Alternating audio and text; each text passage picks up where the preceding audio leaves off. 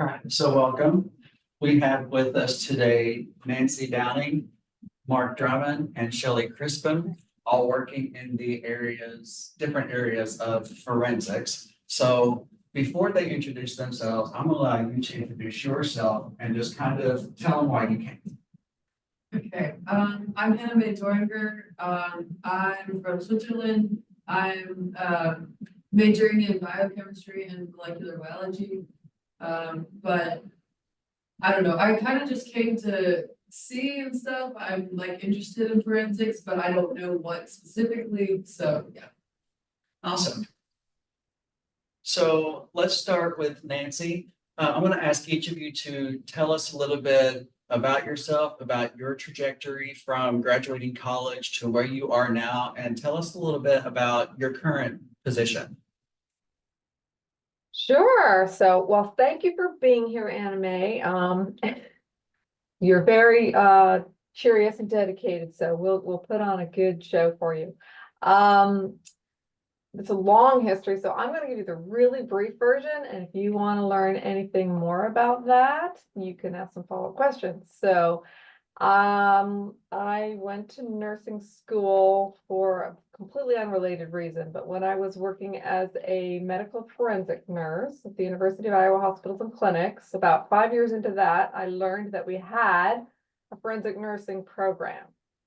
So we were taking care of patients after sexual assault. And so I thought that was just the coolest thing I'd ever heard of.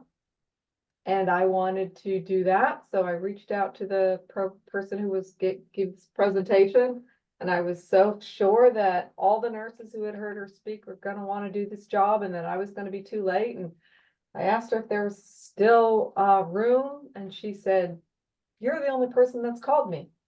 So I knew right away that this was the weird niche that was going to form the rest of my career. So first lesson being, if you hear something about, and that's perhaps why you're here, about a career that makes you just know for whatever reason that this is what you want to do or meant to do, follow your heart, follow your gut, and pursue that. So then of course I went to learn how to do that and was completely terrified. I was drawn to it by the ability to use my medical psychiatric nursing skills, and I learned enough to know that people who experience trauma struggled often with medical and mental health issues. And so I wanted to apply those psych nurse skills, right, to this application. And then I had to learn all the forensic sciencey stuff. And since then, doing that work made me want to go back and get a PhD. Because I thought, wow, this is a relatively new field. It really was recognized as a specialty of nursing in 1995 by the American Nurses Association. So now in 2004, that wasn't very old. So I thought, well, we need more research. So I'm going to go and get a PhD and research this. And so I did. I'm going to skip over all the parts where I did Huntington disease research for 8 years.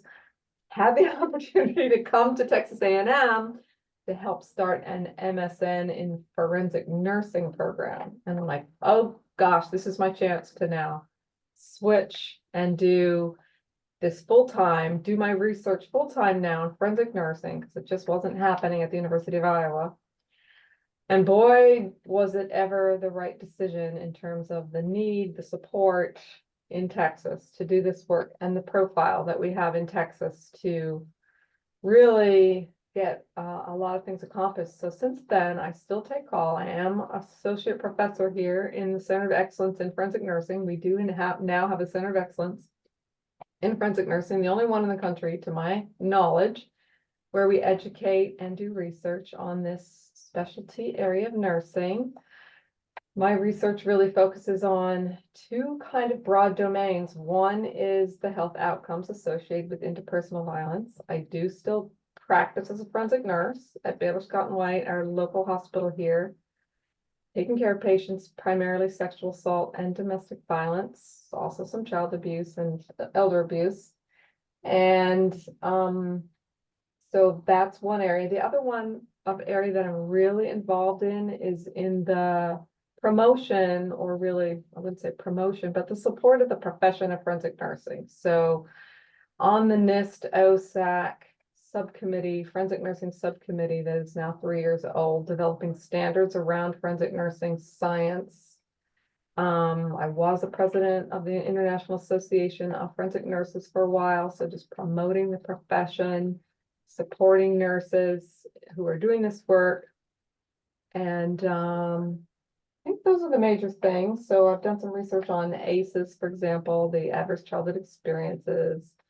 Some research looking at things like DNA, so this might be more interesting to you as a biology major, the DNA analysis and how we collect evidence as forensic nurses. What's the best way to collect evidence that might result in a CODIS quality DNA profile? So that's where I'll stop and pass the torch. Thanks, Nancy. Shelley, on to you. Oh, hi, thanks for joining us. And excuse me if I cut in, cut out. Today is my first day being released to come back to work after having COVID earlier this week, again, for the second time. So not fun, but so I graduated with a degree in biochemistry and molecular biology from Center. And I kind of knew while I was at Center College that I was really interested in working in a DNA lab for forensics because I don't know, at Center College, you get such a well-rounded education, and I was involved in a lot of extracurricular activities where I would be helping the community, you know, through Ronald McDonald House. And I really wanted to pair what I did with science with helping people, kind of, you know, what Nancy was doing, and just wanting to make that connection with people. And so I obtained a master's degree in forensic genetics from the University of North Texas. And then I spent my first 2 years working with the FBI as a biologist in their section at Quantico, Virginia. And that job was okay, but I had a master's degree and it was more like technician work. So I was just kind of moving samples from one area to another, but not really doing anything, coming to a conclusion for what testing I was doing. I'd present my test results to someone else who would write a report. And so the job wasn't satisfactory to me. So in 2 years after that, I went to Indianapolis, and they have a lab there that serves the county of Marion County. And I became a biologist there, where I did everything from serology, which is the examination for blood, semen, saliva, or the collection of skin cells from evidence items, all the way through DNA testing and analysis. And I was there for 15 years. I went from biologist to technical leader. So as the technical leader, I oversaw the day-to-day operations of the biology section from a technical standpoint to make sure we were following the FBI quality assurance standards and guidelines. And then after that, I wanted to become a quality manager. And the one thing about forensics is that sometimes there's only 400 and some odd forensic labs in the United States. So the positions are kind of few and far in between. So sometimes when you want to move up within the field, you have to be willing to move to a different state. And so during the pandemic, I applied for multiple quality manager positions, and I ended up getting one here in Florida. So now I work with the Indian River Crime Laboratory as their quality manager. So I don't do bench work anymore. I don't do the cases anymore, but now I help make sure that the chemistry section, the biology section, and the firearms sections are all following the international national standards and guidelines. And I help out getting them through their accreditations. I also just help with the day-to-day running of things. Excellent. Thanks, Shelley. Mark. Hi, Mark Drummond. Let's see, I got my undergrad in psych, and as soon as you graduate, you realize there's no such thing as a job for somebody with a bachelor's in psychology. So I promptly went and got my master's in university. And after graduating there, I went and I worked with suicidal, homicidal kids for about 2 years.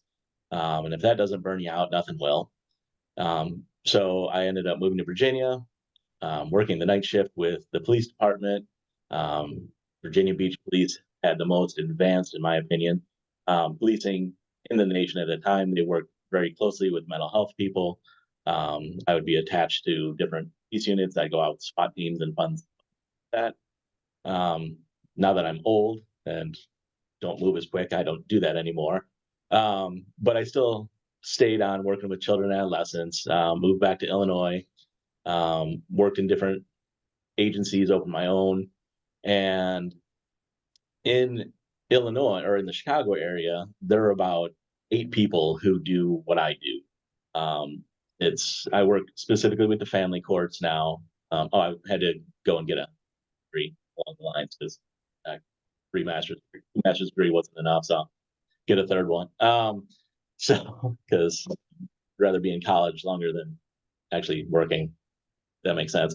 So I got my doctoral degree specifically so I could do custody evaluations for the courts.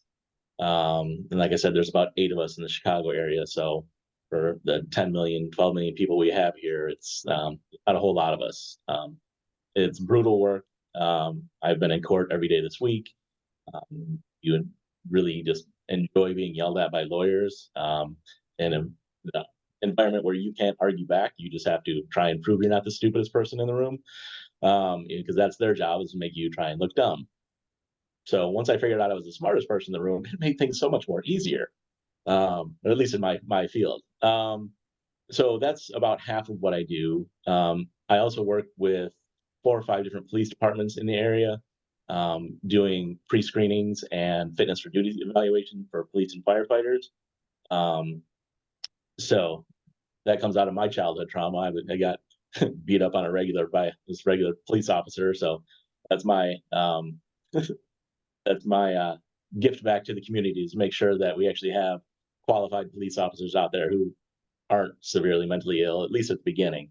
The job definitely takes a lot out of them. So that's why I do the second half, the fitness for duties. And then just as a side note, we have a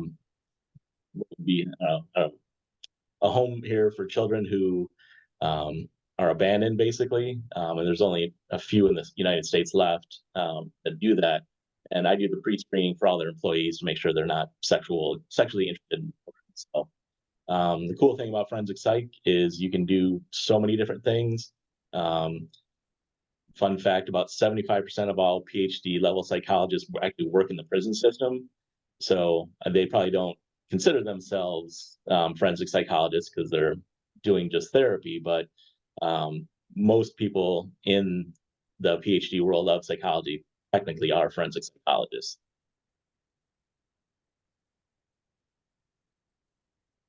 So that's me.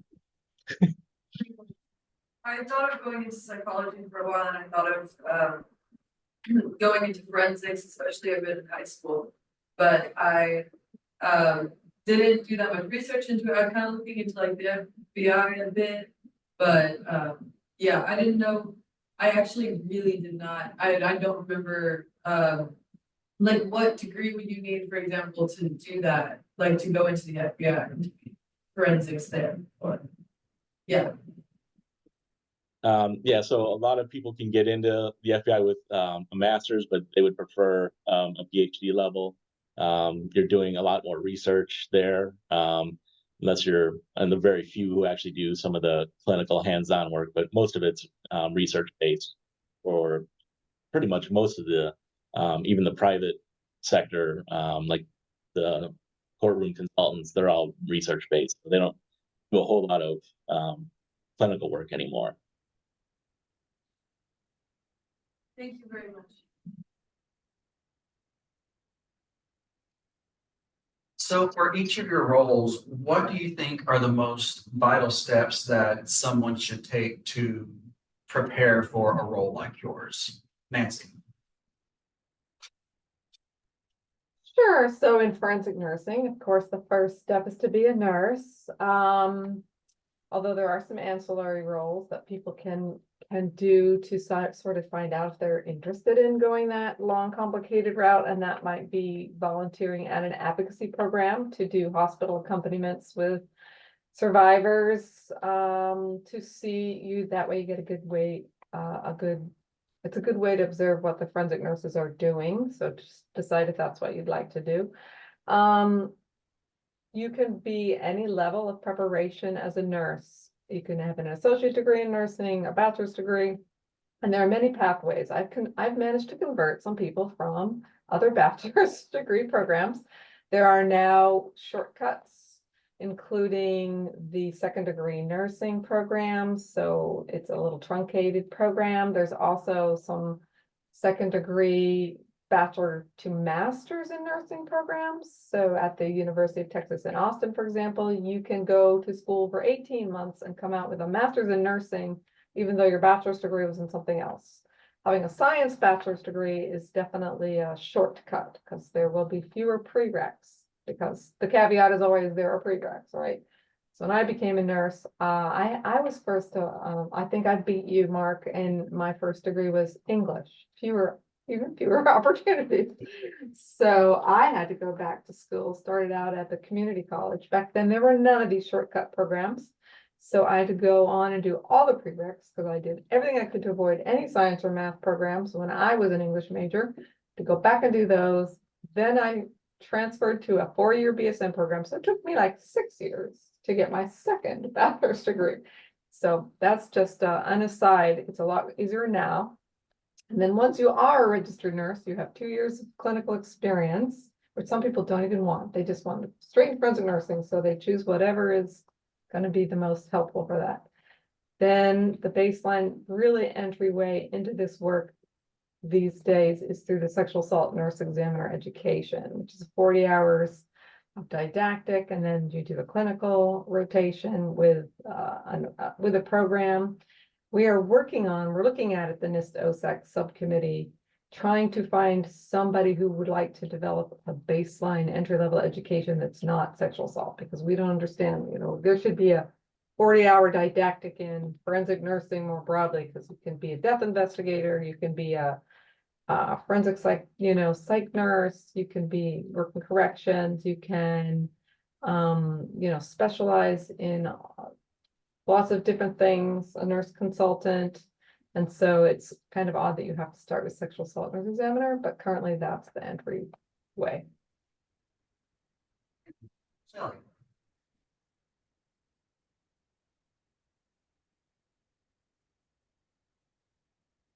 Shelley. So the vital steps, if you're, excuse me, interested specifically in DNA, there are educational requirements that the FBI does require you to have. So you do have to have a degree in a science such as biochemistry, molecular biology, or another hardcore science related. And then if you want to be a DNA technical leader, there are certain graduate level classes that you have to take on top of that in genetics, molecular biology, and statistics and population genetics. So it's very prescribed as to what education you have to have while you're at college and postgraduate degree.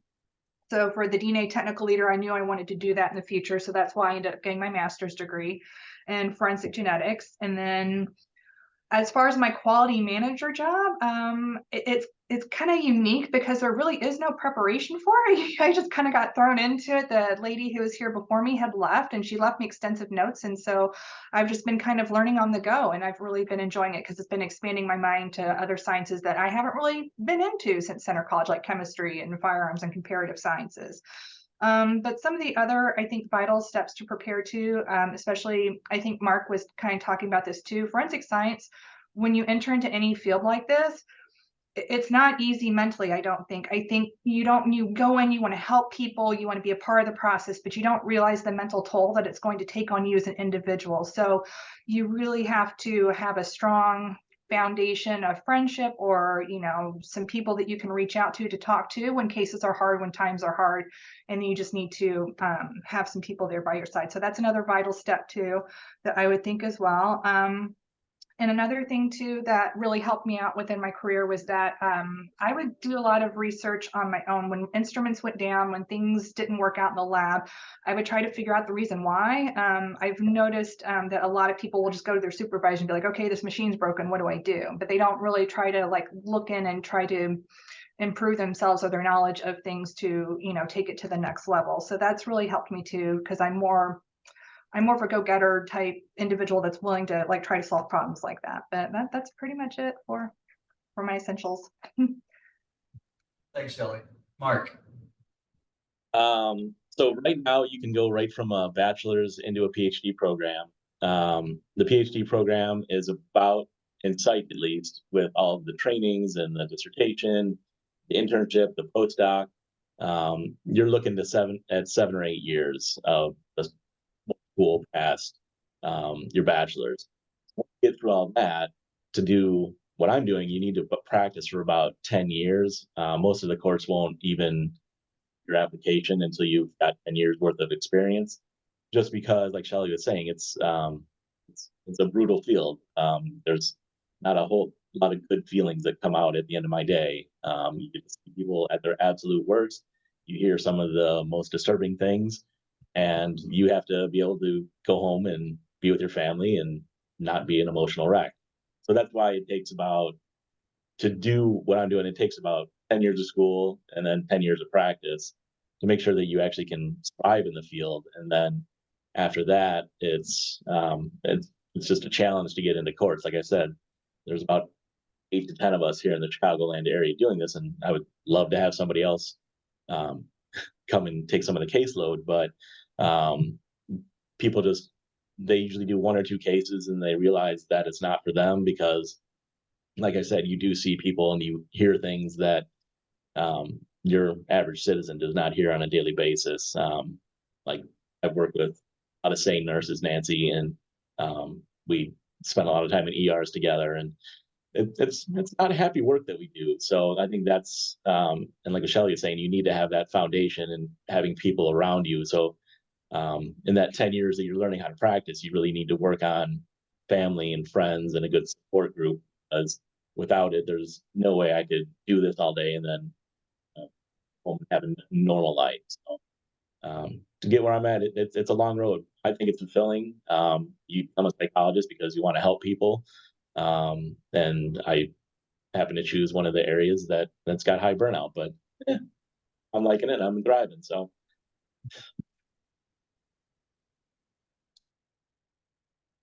So that kind of leads me to a couple of follow-up questions that you kind of touched on already.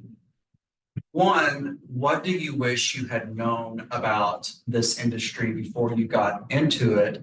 But also, what are some of the more difficult or frequent challenges that you face in your roles?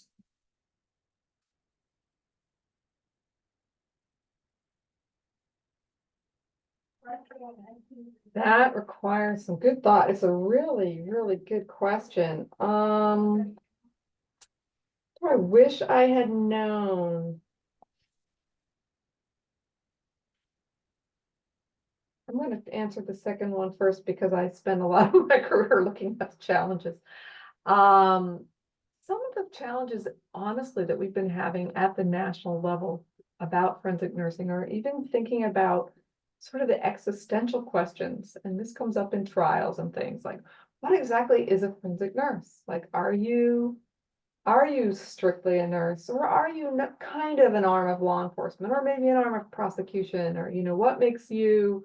And so I think we are still really struggling with that as a discipline. So one of the challenges is, I would say, that we have a lot of nurses practicing who get that basic education.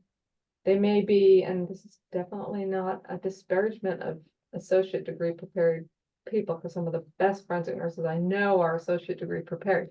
But some of the people trying to do this work don't have higher level education, and it's much, much more complex, and the outcomes are so much more they're really huge potential outcomes. Wrongful convictions being something that keeps me up at night, because I also am a member of the Texas Forensic Science Commission, where we hear conviction appeals, right? And there have been some high profile exonerations based on things that forensic nurses or child abuse pediatricians, for example, have testified to about their findings in non-acute pediatric sexual abuse cases that have turned out to be not scientifically based. So there's still a lot of science that needs to be built in our profession, and helping some of the forensic nurses who are out there practicing without a lot of oversight, without a lot of continuing education, without access to the evidence-based literature, because it's not free if you're not at a university, and whether they would read them and understand them is another question. So I think just that's a whole lot of going around in circles to say that I think the biggest challenge for the profession right now is trying to really understand what we are as this sort of hybrid nurse slash forensic scientist profession, and what minimum standards really should be in place to do this work, and struggling to find a balance between that and making sure that there's access to care, right? So we've been told if we raise the minimum level to a bachelor's degree to do this work, then people in rural communities especially will not have access to forensic nurses. So those are the biggest challenges. So I'm going to leave it at that and give myself some more time to think about the other question. Sounds good. Shelley? Okay, so yeah, thank you, Nancy. I was able to think while you were giving your response. Wish I had known before. So I guess at this point in my career, I'm dealing with grants a lot more that are coming in. Like I just took a course last year to work on grants for biology and grants for the chemistry and Coverdale, and I don't really have a background in that. So I kind of wish maybe I had taken a few business courses or something to help me with the world of finance, because I am strictly just a science nerd. And so, so part of that is a little bit outside of my comfort zone, but again, I'm willing to learn and I'm going to try to do my best. Some of the things that I had wished, some of the difficulties and challenges, I think I kind of already did touch on that a little bit, is just the amount of pressure that is on you on a constant basis to do a good quality job, but to get a lot of work out the door, you know, and to do it perfectly so you don't end up having a post-conviction relief be part of that as you're testing in the, you know, in the future too. And I think that that causes a lot of stress and it causes a lot of burnout, because the people that I graduated with from grad school, only a handful of us are still within the field of forensics at this point. A lot of them, it wasn't for them either, and they ended up segueing into other areas that where they could still practice their science, but didn't have necessarily the other pressures to go along with it. Mark? Things I wish I would have known. I wish I would have known more about the actual legal system. I think I had like maybe one class in my entire graduate career about, you know, this is what it's like to be in the courtroom. And we weren't in a courtroom, we were in a classroom. So it kind of really didn't really translate into real life. You know, like most everybody else, my exposure to the courtroom was Law and Order. And all of us that have testified know that's nothing like that at all. There's no one timing things and there's no surprise witnesses at the end. So that's what I would have known, is a little bit more of the technical aspect. But like I said, it's such a small field. I don't really blame the education system because there's just not many people actually want to do this type of work. Challenges. The challenges is you assume that everybody else is ethical in your field. And I'm in numerous cases right now where it's battle of the experts. And as you're listening to another person with the same degree you have, who's spouting something that is so ridiculous because they're being paid to say whatever, you know, the defense is telling them to say, it's probably the biggest challenge. I've heard some of the most ridiculous things in court. I love the sound of my own voice, so I can talk all day. And in one of my most recent cases, I was actually dumbfounded by what some other psychologists had actually said was acceptable in terms of a child abuse case. And I was stammering, and actually I saw the transcript afterwards and it said Dr. Drummond stammers. So because it is so ridiculous. So that's the challenge, is the money is great if you want to be a hired gun. So I know what my fees are and I know what that guy's fees are, and they're about 4 to 6 times more than what I charge. But I sleep well at night knowing I do an ethical job, and that's the biggest challenge, is accepting that other people in your field are not willing to be ethical. Yeah, I think I'll piggyback on that, because I wish I had known, you know, sort of the challenge, and I wish I had known that there are people who are doing this work who have really strange motives. And one of them, unfortunately, being, you know, that I struggle with this, with the self-promotion thing. I get a lot of calls from defense attorneys who want me to help them with cases. And I hate, honestly, I just hate doing that work, because It's very, very time consuming to do it right and to do it ethically.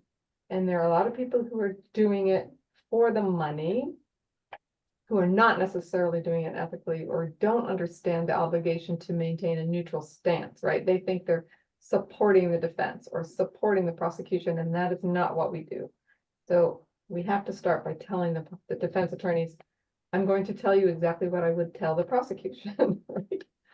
And, but it's hard to do that, especially if you're being paid. So I get uncomfortable when I get those calls, and I usually try to turf them out to other people. So I wish I had known, yes, that there are people who do this work for some strange motivations that I don't necessarily understand, and that there is conflict here, even though we wish we were all, you know, hunky-dory on the same team. There are factions there. That's gonna be wherever you go.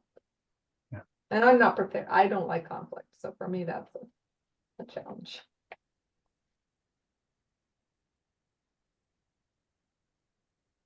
So it sounds like this work can be very taxing. It can be very challenging. It can require a lot of self-care. So this can all be very depressing at times. So let's talk about the good things about your job. What makes you want to go to work in the morning? What do you enjoy about what you're doing? Well, I think I mean, obviously I keep doing this for a number of reasons. I hate getting like woken up at 2 a.m. after I've had only a couple hours of sleep and going to a case. But as soon as I'm there and I'm with that patient, my troubles are like so inconsequential, and I'm there full on for that patient, and it's so rewarding. And in nursing, there are very few opportunities that you get to spend 2-3 hours with a single patient, giving them that kind of attention and support and being a part, you hope, of their healing process and wanting to do the best that you can for that. And the autonomy that you get as a forensic nurse, even with just an associate's degree, you have a level of autonomy that you rarely see in other parts of nursing. So for me, that's the most rewarding. I'm grateful that both Shelley and Mark mentioned self-care earlier on, because yes, absolutely. And we need to encourage other forensic nurses to take the time, find those people they can debrief with, and have a good, you know, good relationship with your significant others and family. Shelley?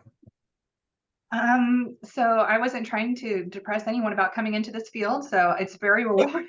I mean, I've been working in this job for like 17 years or more, so I definitely love it. You know, it's been a rewarding experience. I mean, when I started off as a baby forensic biologist, DNA analyst, I started doing cold case work, which I found very rewarding. We helped solve these cases that, you know, the families didn't have answers for years for these homicides. And I mean, man, I was working on all the, you know, kind of junk evidence, that kind of crap, but man, I would find stuff and, you know, help solve 8 of those cases. And we actually just closed one of them from my previous job, and the detectives reached out to me and to let me know that they had solved the last cold case I'd worked on. I had uploaded a profile to CODIS, and there had been no hits because the guy wasn't in CODIS to compare to, so they didn't know.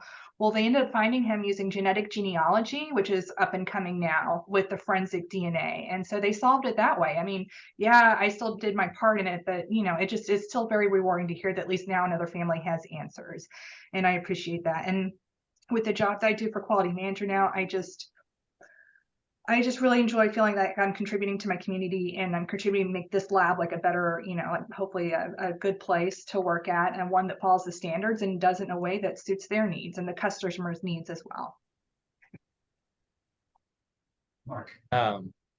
Yeah, I mean, there's a lot of negatives to the job, but I'm just a big softie. I'm started out as a child and adolescent therapist. I still work with kids. You can see the boys back over here. I have the best job ever. I get to play with toys. I have to watch cartoons as part of my job. To relative who wouldn't love that. I get to work with a lot of great people, a lot of nurses, a lot of time in the ERs.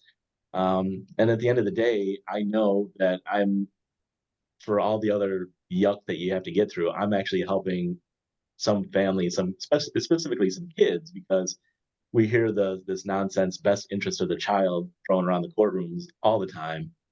And you rarely see that. I mean, the attorneys are there to do their job and promote versus dad or whatever. And the kids are usually used as pawns. So when I'm involved, I can honestly say that, and I tell the parents as I'm evaluating, they're like, I don't care about you. You're an adult. You get to deal with your consequences. You're screwing up your child's life. And I see that as my part, is I'm actually doing my best to ensure that kid gets the best outcome with the parents.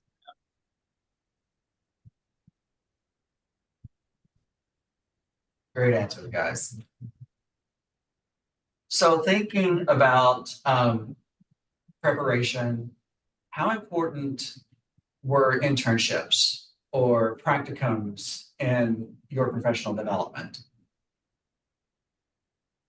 Essential, and like I said, we have a high attrition rate because of the burnout and because people go into this work with different motivations. Sometimes they themselves were the victim of a sexual assault or somebody they love, and so once they go through all of the training and they start to do the work, they find that they cannot really do the work because the vicarious trauma that they take on is too difficult.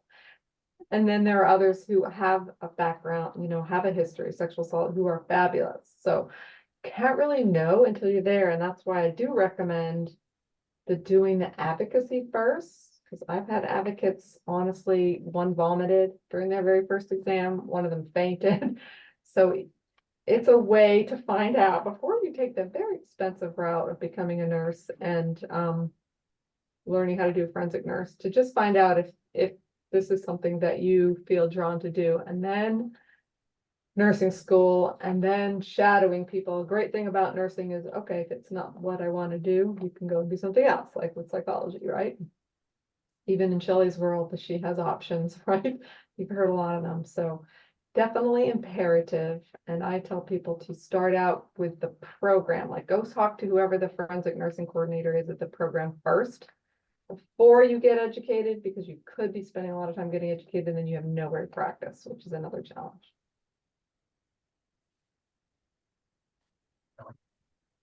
I would agree with what Nancy is saying, and the reason why is sometimes in forensic science you can't really obtain an internship because they're not going to let you handle case samples. So the stuff that you're going to be doing is going to be kind of grunt work, or maybe like part of a validation study for an instrument or something like that. So you may not really grasp what field you're entering into, even with doing a internship. So I did an internship in grad school for AFDL, which is the Armed Forces Laboratory. But again, I wasn't working with case samples. I was just helping validate a piece of equipment. So I still wasn't ready, or I still didn't have a good understanding of what my job was going to be like.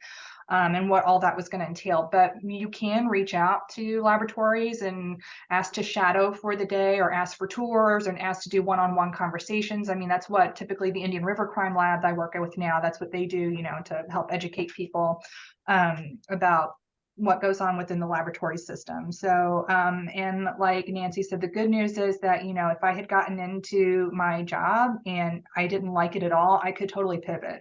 I had a solid science background to where I could have easily have gone into another field. So Yeah, the same thing. Shelley's, you can't really do what I'm doing now as an intern, because that would terrify me if one of my interns had to get subpoenaed to court and just watch them melt on the stand, because it's not a pleasant experience. And there's so much that, in both Shelley and Nancy's work, there's so much that can go wrong, and you're responsible for so much. So putting an intern in that position is tough. I was lucky enough to do my postdoc year with somebody who does the type of work that I do. And so that was amazing. I knew what I was planning on going in this field. I knew what I was getting into, but I was lucky enough to find a postdoc that I was able to actually train with a guy, and I already had my degree. So if I did get subpoenaed, it wasn't as big a deal because I had the training. So yeah, I did do an internship in a prison, and I found out I love working in prisons. I think they're fabulous. So if this didn't work out, I definitely would be in a prison, because it's just an environment I thrive. Is that the right word? Yeah, thrived in. So so yeah, like everybody else, there's a lot of fallback if the area you're looking at doesn't pan out. At least with the internship I had, you got a wide variety of experiences. So our students here at Center, you know, they're doing internships, they're trying to do all the right things to get them ready to be a professional. What sorts of things would you recommend that students do as an undergraduate to help them prepare and become a professional in a role like yours? So again, for what I do, we do have undergraduates that volunteer with our local advocacy program. And so when I'm doing a case, we have an advocate there during the whole case, unless the patient doesn't want that. And a lot of them are students. And so they'll tell me, you know, they're pre-med or they want to be in nursing, or maybe they're going to switch to nursing because they think it's so interesting what we do. So that's definitely an opportunity. And then to be educated about the realities that we've already talked about, and the other ones being that, you know, the reality is that a lot of the cases that we do, we have to be meticulous in the evidence collection, et cetera, and the documentation in case it goes to trial or is investigated. But the number that actually do get investigated and go to trial are very small. And it's that in itself can be a source of distress to forensic nurses, because the outcome really is not so much that legal outcome. It's whatever, you know, it's really the health outcome. So going back to the roots and focusing on the health of the patient. So those are just some things that come to mind right away. Kelly? One of the really great resources, if you're interested in like a forensic science, like in biology, chemistry comparison, I can recommend the website. It's AAFS.org or AAFS.org. They have on their schools that are accredited, you know, in different disciplines.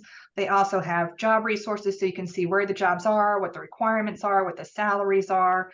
And they're also going to have different areas for students. Well, they'll tell you what the educational requirements are. So you're not going to miss out on a course and go apply for a job. And they're like, oh, you missed out this one course on genetics, so we can't hire you. So that is a really good website to use that I was aware of when I was at Center College, and I used it to tailor my education to make sure I had everything I needed. You know, if I know the Kentucky State Police Lab is down there, I believe they're in Lexington. You can reach, or Frankfurt, and then you can reach out to maybe them and try to maybe talk to one of their analysts, like do a shadowing or get a little tour. And I'd recommend that as well. Wait, what's the website called? The website is called AAF as in Frank, S as in Sam.org. Thank you very much. You're welcome. So to get into my world, it's very similar as Nancy's. I would suggest volunteering at one of the advocacy centers. I know they use a lot of interns, as they call them, handholders, to kind of help young kids or some teenagers if they have to go to court, just to have someone that's closer to their own age to be there just as a support. So you really get to see a lot and really determine if that'd be something that you would handle. Other thing I would suggest is taking a wide variety of courses outside your field. Just because in my work, you're going to be dealing with, my case I just closed was both parents were doctors. One was with the National Institute of Health, one of the smartest guys I've ever met.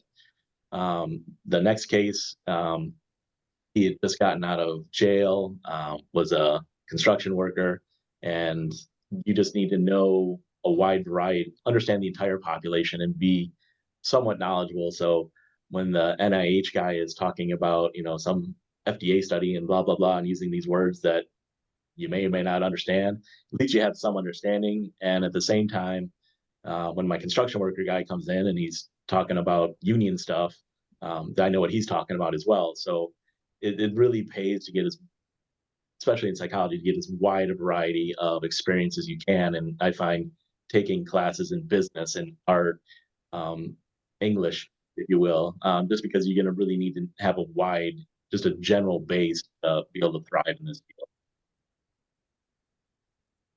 Nancy, Shelley, Mark, we thank you so much for agreeing to speak to our students, but we also thank you for the work that you're doing, because you are truly making a difference out there for a lot of people's lives. And so we're very thankful for you as professionals for everything that you're doing in your fields.